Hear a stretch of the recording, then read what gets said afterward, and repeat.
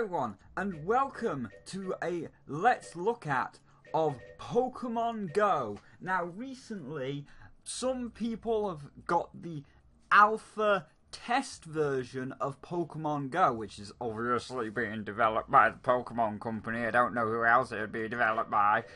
And it looks pretty good, and I want to, even though I am not one of the testers, because I don't live in America and Japan, which seems to be where the tests are being conducted, I wanted to look at the footage and people's experience of it, and tie it into my own experience most recently, and do a pseudo let's look at. So we are still going to be looking at the footage momentarily, and we're still going to be going over it, but of course it's not my experience. I just want to point that out.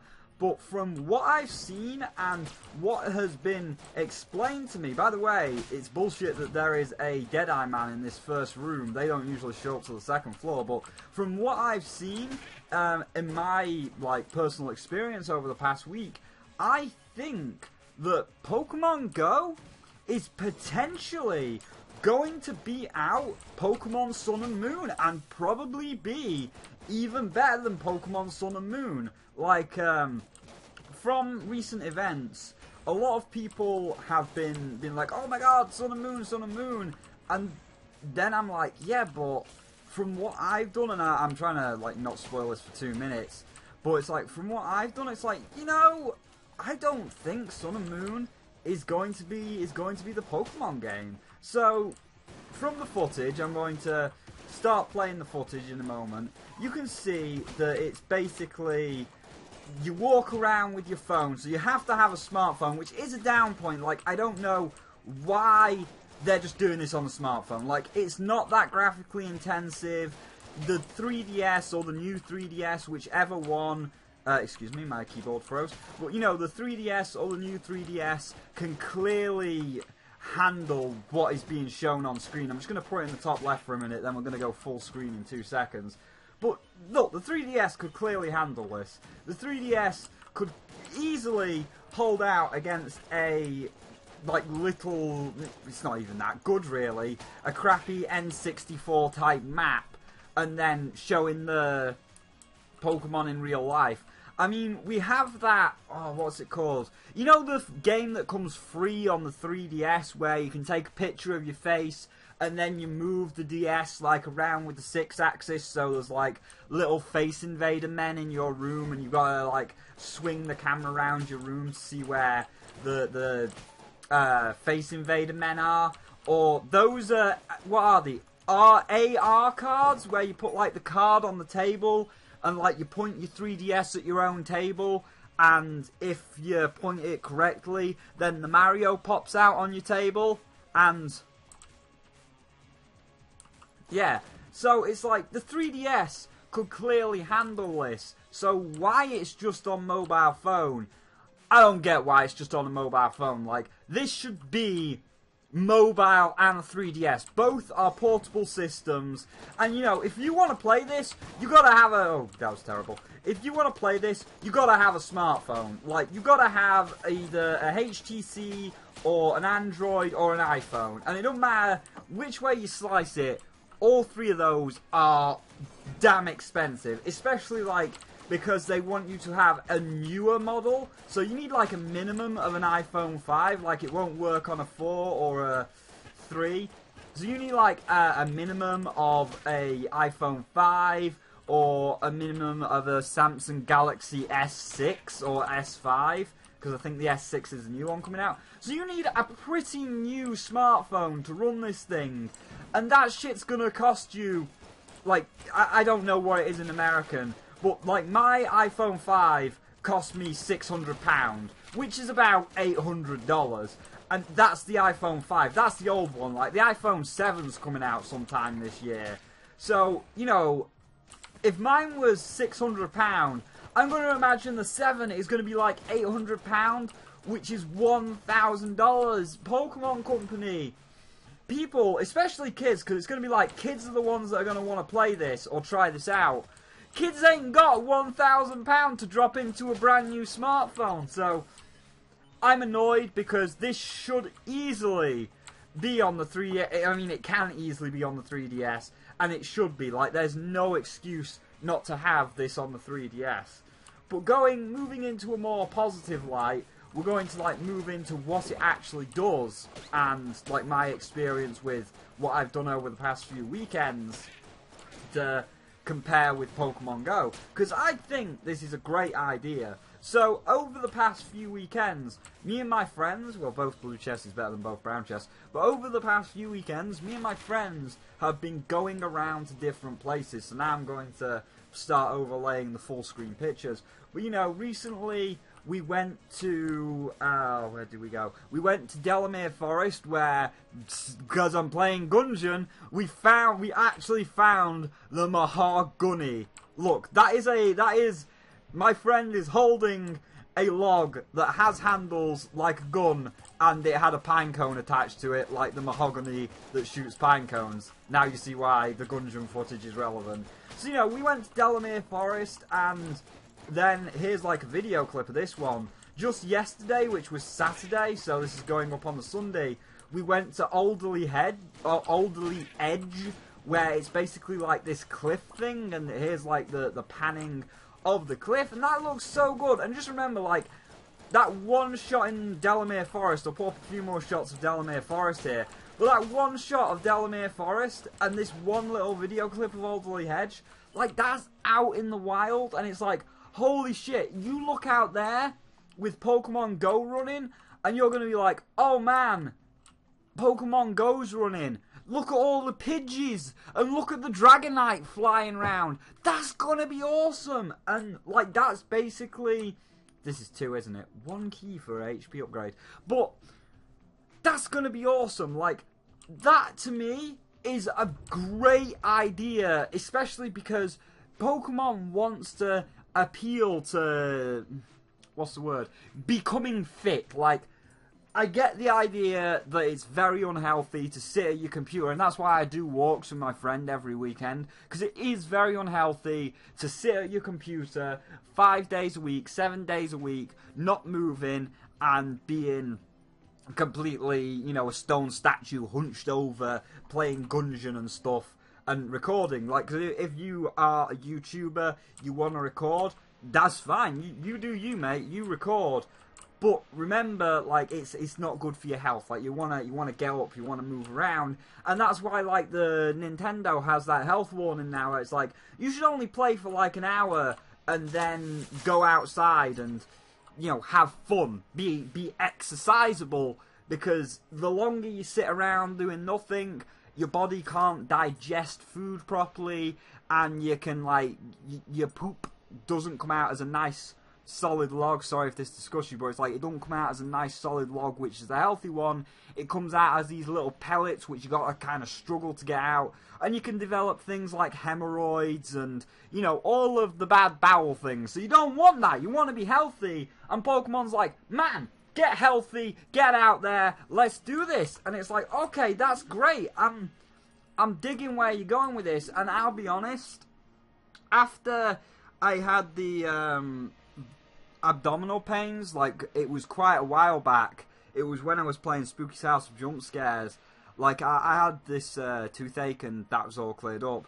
But, like, because I'd also ate some pizza, which was off, like, from this horrible takeaway store, I had all these abdominal pains, you know, I had diarrhea. Now, that is obviously the fault of the pizza, but after it cleared up, because, like, I'd been lying in bed for so long, like, oh, I'm sick, like, because I hadn't been moving, when it did clear up, I did have, like, the hard to push out poops, and it's like, you're not healthy, you need to get out there, and it's like, damn, you're right, I need to start doing a lot more exercise. And that's why, like, I'm always, you know, when someone asks me for, oh, do you want to lift to town, it's like, nah, I don't need a lift to town, I'm gonna walk, because walking's a lot more healthier. We've got this lovely forest walk through my countryside to the town, so it's like this lovely forest walk. You see all the little bunny rabbits coming out, like, I think I've got a picture of them, because they've just all had their babies, and oh, it's so adorable on that walk.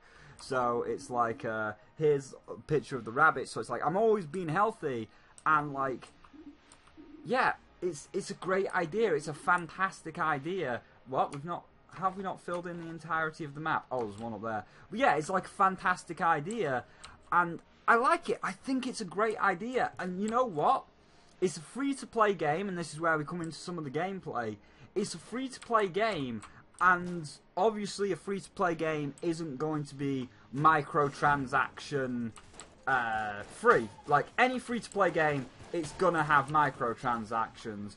And from the beta testers, they have talked about the microtransactions and said how they work, and you know, the amount of money you might have to spend depending on what you do.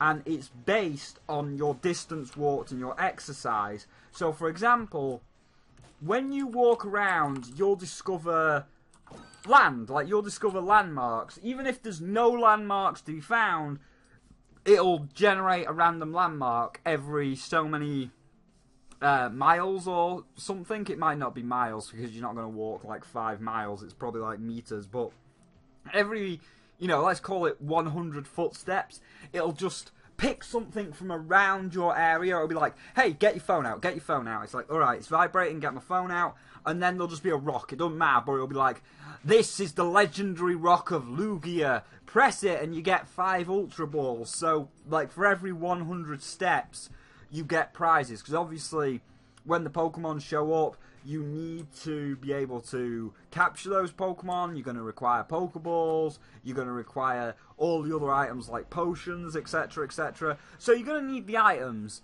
and that's where the microtransactions come in. So if you're not, you know, if you can't walk that much, then you've got to pay more. Like, the more you walk, the better you'll be able to play this game. Which, I mean, my friend said that's kind of shitty for basically people that are handicapped, like in a wheelchair. You know, they can't exactly go rolling around this forest like me and my friend could. Yes, that is definitely correct that they can't. So I don't know how they'll factor in handicap. Like, maybe if there's an option to say you are handicapped, it takes that into account that you can't move as far. But I'm not too sure. It's very strange on that one. They'll have to work that out. And again, it is only a beta, so they probably already have worked it out. But I don't know. But the more you walk, basically, the more prizes you get. So for every 100 steps, you get prizes, and for every like 100 steps after that, the prizes increase. So for example, you get like, just say 5 Pokeballs for walking 100 steps. But then for 200 steps, you get 10 Pokeballs. Then for 300 steps, you get 5 Great Balls. Then for 500 steps, you get 5 Ultra Balls. And then if you do like a whole mile, like if you walk for an entire mile, which is a pretty big distance, you get 1 Master Ball. You know, so the more exercise you do, the more like items you will get, and the better the items are to help you catch Pokemon. So that's great, because, you know, like walking around the forest, that's going to be fantastic, and, you know, we're going to get a lot of items. So I'm set there. So I like this idea of being healthy, but I also think this is a great idea because not only is it encouraging you to be healthy, oh, that was bad damage.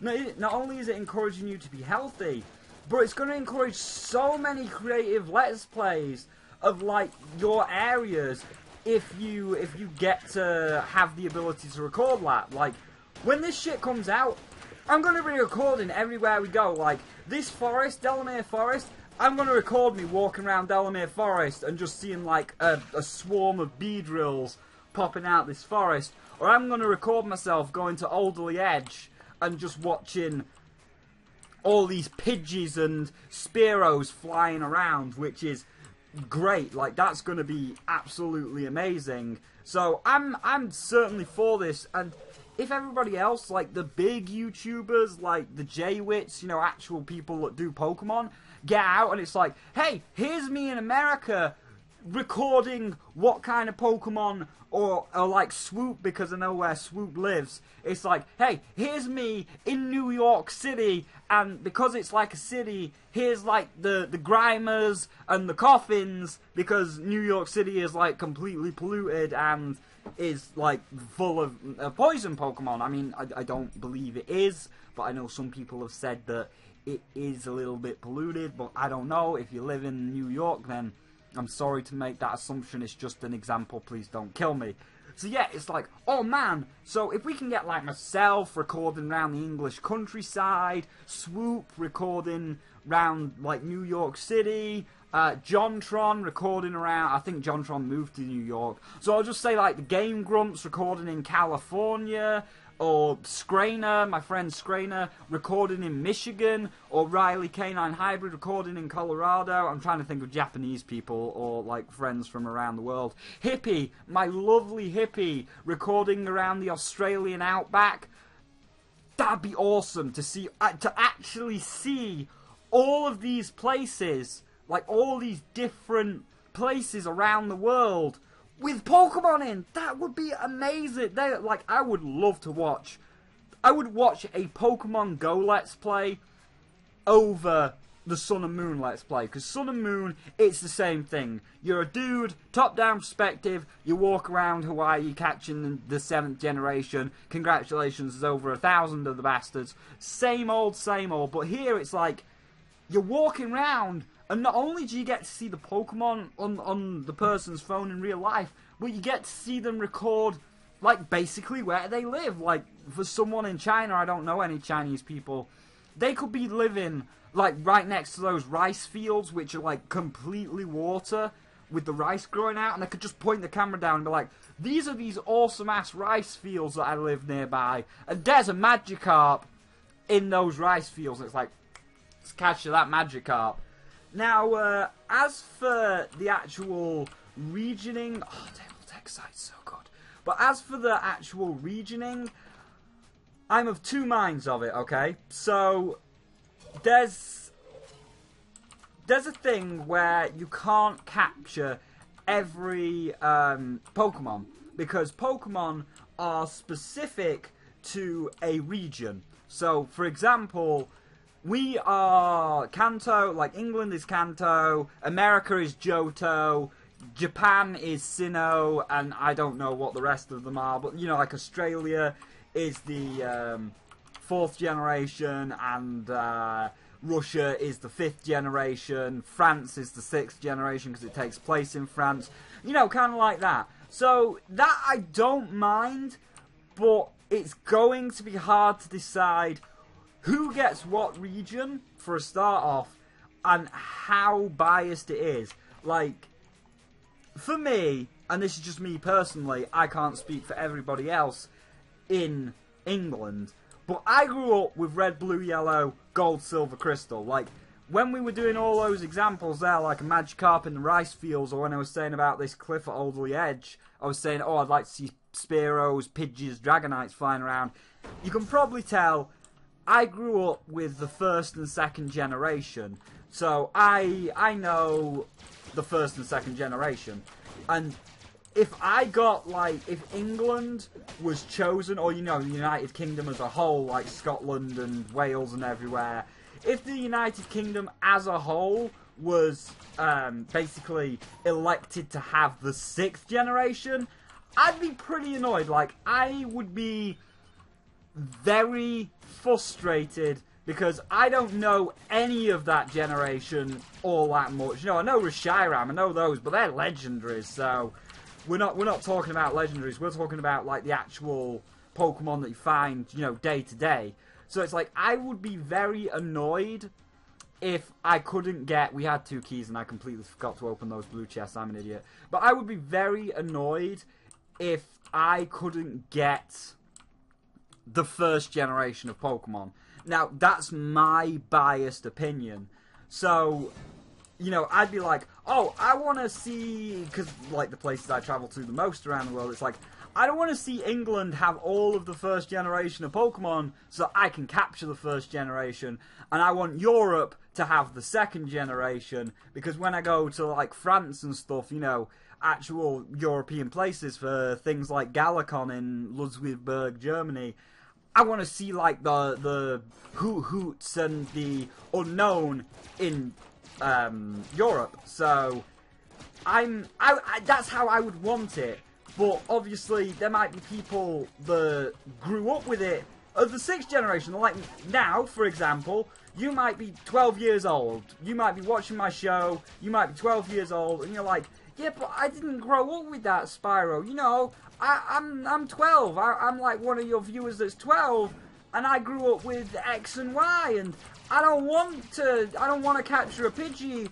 I want to capture a Fennekin, and the other ones from the 6th generation that Spyro doesn't know, but it's like, I want to capture a Fennekin, and it's like, yeah, that's completely fine. So, you know, that's my biased opinion that I want the 1st generation, and that's your biased opinion that you want the 6th generation because that's what you grew up with. So, it's going to be very hard to decide who gets what region, because once this region thing has been picked, it's picked. Like, the Pokemon Company aren't changing it. It's like, this is what you picked, and this is what you're getting. Heals up. Antibodies. Sweet. I don't know what that does exactly. A potion of lead skin's kind of good, but I want the heart lunchbox. So it's like, you know, I don't know how they're going to work it. So I'm kind of worried about that. I'll be honest. I don't want to end up with a shit region. Nobody wants to end up with the shit region. But they're saying, like, to make it feel like the real Pokemon world, which is understandable. Like, I get why they want to do that. Where it's like, to make it feel like the real Pokemon world, they want it to be one... Oh, that was terrible. They want it to be one set of Pokemon per country/region, like the real Pokemon world. But it's just like, how do you decide who gets the crap region? How do you decide who gets the good region? And again, that's a matter of perspective. So there's going to be something about that. Now let's talk about the last thing, then we're going to just end it off here, is the way that Pokemon evolve. Like, I'm going to let this guy's clip play for a second, so let me just pause and have him run the clip so that he can properly explain how Pokemon evolve, because you need to catch like 20 to make it evolve. So let me just play this clip for you. Down, you get to see something called evolution shards. Now this is the mechanic that will allow you to evolve your Pokemon. We have a lot of information on this. This is probably the biggest part of this leak, in fact. The way you evolve your Pokemon is not by battling and then, you know, training your Pokemon and leveling it up like a typical Pokemon game. It's by collecting shards to create an evolution stone. Every Pokemon evolves in Pokemon Go by an evolution stone. Every time you catch a wild Pokemon, you're given a shard of that Pokemon's species. If you catch a Meowth, you get one shard of an evolution stone of the Meowth species. Okay? For any given Pokemon to evolve, you need to collect enough shards to create their evolution stone. Depending on whether your Pokemon can only evolve once or twice, determines the amount of shards you need in order to obtain their evolution stone. So let's take Ekans, okay, for example. Let's take an Ekans. Ekans evolves once into Arbok. Arbok doesn't evolve anymore. In order to evolve Ekans, you need 20 Ekans shards. In order to get an Ekans shard, you need to catch an Ekans. So what you're going to have to do is you're going to have to go around, catch 20 Ekans, you'll get an evolution stone, then you can use that evolution stone to evolve one of your Ekans. Your choice. You'll probably pick the one with the highest CP number, but you'll get to pick whatever you want to evolve. That's up to you. Legitimately, you're allowed to just catch a Pokemon and immediately release it. You will still get the shard for that Pokemon. That's good news, because you're going to be filling up your box real fast otherwise. Now, like, let's say your Pokemon can evolve twice. Let's say it's Squirtle. Squirtle evolves into Wartortle. Wartortle evolves into Blastoise, right? Each stage takes 10 evolution shards in order to obtain the evolution stone for that Pokemon. So, if you want to evolve Squirtle into Wartortle, you need 10 Squirtle shards. If you want to evolve Wartortle into Blastoise, you need 10 Wartortle shards. Now, some of you might be freaking out. Holy crap, I have to catch 100 Squirtle? No, you can catch Stage 2 Pokemon in the wild. That's completely possible. That will come down to your trainer level, so the higher your trainer level, the more often you'll find stronger Pokemon in the wild, the more often you'll find Wartortle in the wild. And that way you'd only have to catch 10 Wartortle that way. But they are harder to catch and harder to find, and you need to be a higher level in order to find them more frequently than Squirtle. So, if your Pokemon can only evolve once, you need 20 shards. That's 20 Pokemon of that species. If your Pokemon can evolve twice, you need 10 shards for each of those evolution stages. The only exception to this rule that they found so far, and now, note, all of this information is subject to change. The game's not out yet. It's still in beta. They could completely throw everything on its back and then just say F you to everything that we have. The only exception so far to this rule, Magikarp needs 100 shards to turn into Gyarados. I don't know why. Maybe Gyarados is really extra strong. Maybe they're just trolling us. But Magikarp appears to need 100 shards in order to evolve into a Gyarados. Have fun with that. So, I don't know if I like that. Like, I understand that you need shards, you know, to make some Pokemon evolve. Like, Pikachu only evolves with a Thunderstone, Clefairy only evolves with a Moonstone, and that might have been, like, a fine way to get them, and, like, you know, things like Graveler and Gengar, or Golem and Gengar, you can't get them unless you trade with another person, and if you don't know anybody else that owns a smartphone, you might not be able to trade, so that is the best way that it could be done. Like, that's the best way for this particular kind of evolution to be obtained. So, you know, catch your Geodudes, get your tiny shards, the Geodudes evolve into Gravelers, catch your Golem, you know, you evolve it into a Golem, you've got a Golem. But I feel like the other Pokemon, like Bulbasaur, that do evolve, because they want you to find other trainers and battle other trainers. So it's obvious that when you battle other trainers, you're going to get experience, and your Pokemon are going to level up via experience. So maybe this is just because I don't have enough information yet, and I need to see the game when it fully comes out.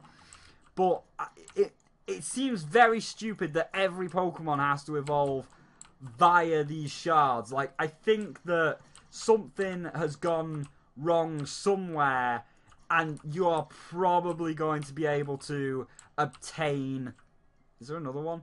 But I think you're probably going to be able to obtain, like, higher level Pokemon through evolution. Like, they can't just have it as the shards. There's got to be some kind of evolution thing involved via level up somewhere if they want you to battle wild Pokemon and battle trainers that you see in the world. So that's my thoughts on it. Well, I hope you like my pre-ramble on the Pokemon Go. I just wanted to, like, do this pseudo let's look at, because again, I've been walking around, I've been, like, quite healthy, and, you know, seeing how this works, I think it's going to be a great idea. Like, I'm more excited from this than Pokemon Sun and Moon, and I think that this is probably going to beat out Pokemon Sun and Moon, and I'm just really excited to see, like, you know, everybody's Let's Plays, like, where everybody lives in the world and the different Pokemon they're seeing.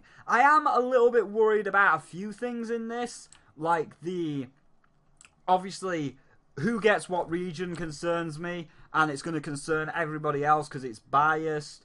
The item microtransaction thing, I don't know how it's going to work for people with disabilities that can't maneuver as fast, because, you know, people that are going to be healthy, people that do the crazy, you know, London marathons, 30-mile jogs, are going to get mega rewards. So microtransactions are clearly aimed for people that are less healthy. Oh, we've seen everything. Oh, dear. But yeah, the microtransactions are clearly aimed at people that are less healthy. And in a way, that's a good thing, because it does encourage you to be more healthy. And I'd like to see people be more healthy. You know, you can record videos, yeah, but you don't want to get, like, horrible diseases like hemorrhoids from just sitting at your chair all day. You want to get out and do things. So it's like, I get it. I understand why the microtransactions are aimed at people that are less healthy, and that's a good thing. But at the same time, it's also got to be balanced for people that might have a disability, or even if they haven't got a disability, just can't get or for people that just can't get around, because someone might live in the center of the city and they can't get to all these places. So the maneuverability of people concerns me a little bit. The microtransactions concern me, and the region. But if this comes out this year, I'm certainly going to be making a Let's Play of it. Like, I want to show you all these cool places that me and my friend go. Like Teg's Nose. We're planning on going to Teg's Nose. But it's like, I want to show you all these amazing, like, foresty areas in the English countryside. And I want to, like, encourage others to do Pokemon Go Let's Plays so I can see all of their awesome places around the world. So, yeah, it's looking good, and it could be like a Game of the Year if it comes out this year. I mean, even if it comes out next year, it could be a Game of the Year for me, and I'm looking forward to it. So, yeah, that's my thoughts on, that's my, like, pre-ramble on Pokemon Go. I really wish I was one of the testers now. Like, after seeing this footage, I really wish I was one of the testers, and I'm sorry that I can't be a tester. But when it comes out, I'm looking forward to it. It looks good. Now, one other concern, just before I end it off here, is the legendary Pokemon. They're one of a kind, or, like, in the games they're one of a kind, and I'm hoping that's not the case in Pokemon Go. Because, I might know, right? Just say we get Johto, because Johto's got, like, Lugia and Ho-Ho. Like, I know Kanto only had Mewtwo, but, like, I'm trying to use 2, for example. But say I know, right, that Lugia is in Blackpool because it's by the seaside, or Lugia is, like, in Landudno because, again, that's by the seaside. He's in a watery place, right?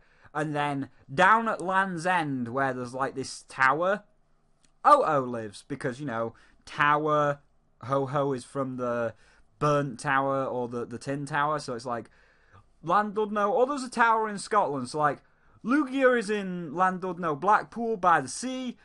Ho-Ho is in Land's End or somewhere up in Scotland in one of these old medieval castle towers.